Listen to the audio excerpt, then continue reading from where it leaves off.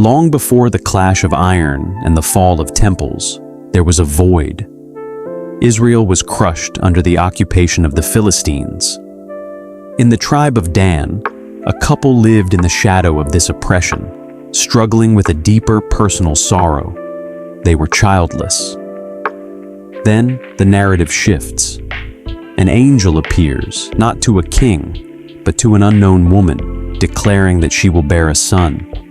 But this child would be different. He was to be a Nazarite, a person consecrated to God from the womb. He was forbidden from touching anything dead, from consuming fermented drink, and most crucially, a razor was never to touch his head. This was the outward sign of an inward reality. Samson was a weapon of deliverance, set apart by a vow he did not choose, but had to live. As Samson grew, the Spirit of the Lord moved upon him. But he was not the polished leader his people expected.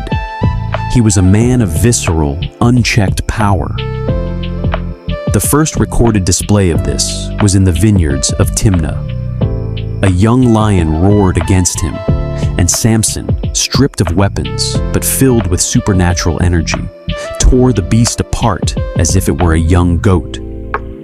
This set the tone for his life. He found honey inside the carcass of the lion, a dangerous, forbidden discovery that he consumed anyway. This became his modus operandi. He lived on the edge, constantly blurring the lines of his vow. He insisted on marrying a Philistine woman against his parents' wishes, turning his wedding feast into a high-stakes gambling game. He posed a riddle to his enemies, and when they cheated to find the answer, he unleashed his rage, killing 30 men to pay his debt. Samson became an enigma to the Philistine Empire. He was a one-man insurgency. When they tried to burn him out, he burned their fields in retaliation. When they sent an army to capture him, he allowed himself to be bound, only to snap the new ropes like burnt flax, slaughtering 1,000 men with nothing but the jawbone of a donkey. He was a hero who walked alone. He did not build an army. He did not organize a resistance. He fought for the thrill of the struggle in the heat of vengeance. He was the strongest man alive, but he lacked the one thing that truly defines a leader: self-mastery. The Philistines realized that no army could stop Samson. They needed to bypass his strength and attack his heart. Enter Delilah. She was not merely a romantic interest. She was a professional operative, incentivized by the lords of the Philistines to extract the secret of his power. For days, the tension built in that house.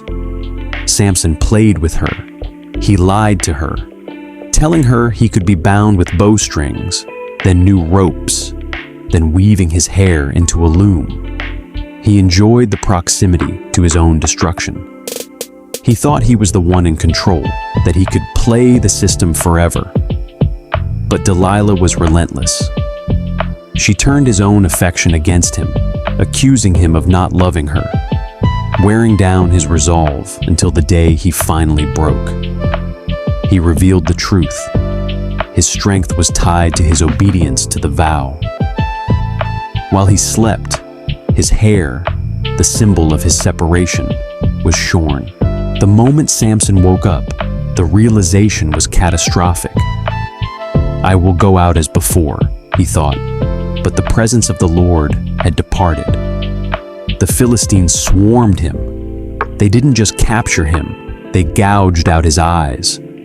The man who had once been a terrifying force of nature was reduced to a slave. He was shackled to a massive grinding wheel, walking in endless dark circles in a prison, performing the labor of an ox. It was the ultimate humiliation.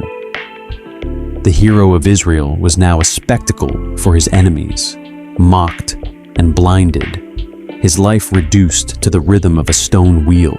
But in the darkness of that prison, the true narrative arc of Samson reached its climax. His hair began to grow back, not as a magical source of power, but as a symbol of his return to the vow. His arrogance was gone, replaced by a desperate, prayerful reliance. The Philistines, celebrating their god Dagon, brought the blind Samson into their great temple to mock him. Thousands of lords and people crowded the roof. Samson was led to the center, positioned between the two massive pillars that supported the entire structure. He didn't pray for his sight. He didn't pray for a new life. He prayed for one final measure of the strength he had squandered. He leaned against the pillars, his hands gripping the stone that held the world of his enemies. With a final agonizing push, he threw his entire life into the effort. The temple groaned, the pillars buckled, and the roof collapsed. In his death, he crushed more of his enemies than he ever had in his life. Samson ended as he lived, a man of extreme contradictions. He was a vessel of divine power, a flawed individual, and a tragic figure.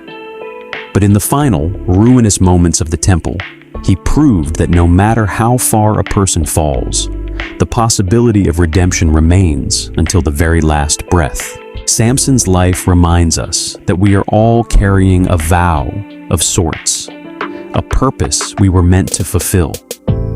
He showed us that even when we trade our integrity for a moment of comfort, and even when we find ourselves trapped in the dark of our own making, there is always a way back to the foundation.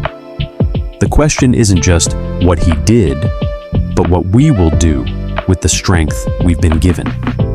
Thanks for walking through this chronicle with me.